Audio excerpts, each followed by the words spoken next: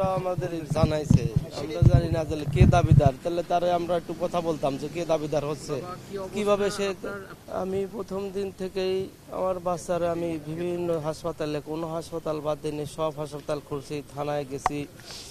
একদিন পরে সিএমএসে আমার লোকজন বসেছিল, আমি বসেছিলাম। পরে আমার মেয়ে আমি দেখে চিনতে পারছি যে এটা আমার মেয়ে হবে, আমার মেয়ে। আমরা বললো যে আপনারা ডিএনএ টেস্টের জন্য দিয়ে যান, দিয়ে নিয়ে যেতে পারবেন, তারপরে আমরা করবো। লাস্টে বলছে যে না, ডিএনএ টেস্ট রিপোর্ট ছাড়া আপনার দিতে পারবো না, সর্বনিম্ন 2 দিন, সর্বোচ্চ 5 দিন লাগবে।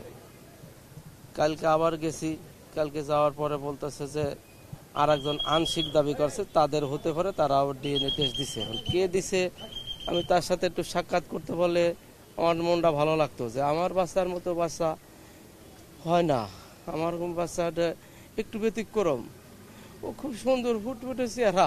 আমাদের বাচ্চা আমরা দেখে হলো চিনতে পারছি। আপনারাও দেখলে ছবি দেখে ভালো করে মিলিয়ে চিনতে পারবেন। জি জি জি জি, একটু কানটা একটু ব্যতিক্রম, যে এটা দেখে চিনছে ওর আম্মু, আমিও তো দেখেছি। ওর কানটা একটু ব্যতিক্রম, হরিং এর মতো একটু ভাঁজ করা, ওর আম্মু দেখেই চিনছে যেটা আমার মেয়ে। কিন্তু আর একজন কে বললো, ওনার সাথে একটু সাক্ষাৎ করতে চাচ্ছিলাম। মিডিয়ার মাধ্যমে আমরা আরেকজন যে দাবি করছেন যে কে সে লোক, কেন দাবি করবো? ওখানে 4টে বাচ্চা ছিল, আমার বাচ্চা সহ খানা খাচ্ছিল, 2 জনের লাশ নাকি পেয়ে গেছে, আর 2টে লাশ। আমারটা কেন করবো? আমার বাচ্চা তো আমি চিনি। মাধ্যমে যে দাবিদার, তার সাথে একটু দেখা করতে পারলে মনটা ভালো লাগতো যে সে কিভাবে আংশিক দাবিদার করতে পারে। অন্য একটা অভিভাবক আংশিক দাবি করাতে জটিলতা দেখা দিয়েছে, কিন্তু আমাদের বাচ্চা এখানে আমরা 100% শিওর যে এটা আমার বাচ্চা। আমরা বাচ্চার বাবা, বাচ্চার মা দুজনকে নিয়ে আমরা দেখাইছি, সবই ঠিক আছে। কিন্তু এই আংশিক দাবি করাতে জটিলতা দেখাতে এখন ডিএনএ টেস্টের পর্যায়ে চলে গেছে।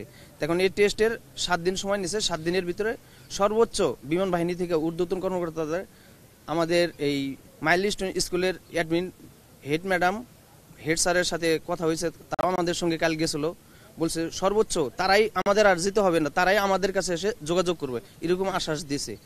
আর আমরা সকাল 8টা বাজেই মাইলস্টোনের আবার আসছিলাম যে মিসিং তালিকা আমাদের নাম আছে কিনা। আমি ছিলাম হচ্ছে সুইমিং পুল আছে ওইখানে ছিলাম। তো আমি নামছি মনে হয় 2 মিনিট, ওইখান থেকে আমি খেয়াল করিনি, এত জোরে একটা সাউন্ড হয়েছে।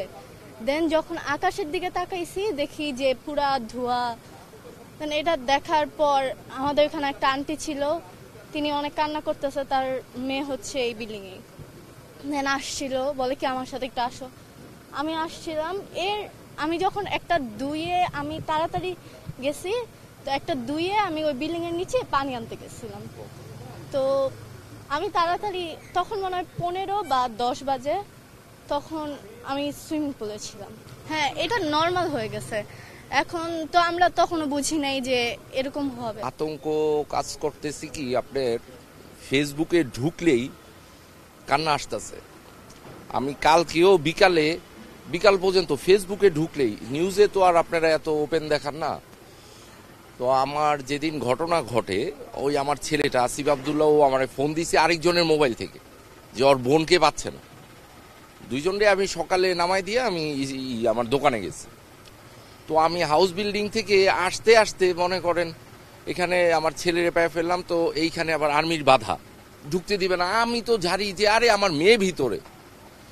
ঢুকার পরে আমি পিয়নদের অনেককে চিনি না, কিন্তু দেখছে যে আমার ছেলেটা হাতে, মনে করছে যে আমি ওখান থেকে পেয়ে ফেলছি, জড়াই ধরে কাঁদতেছে।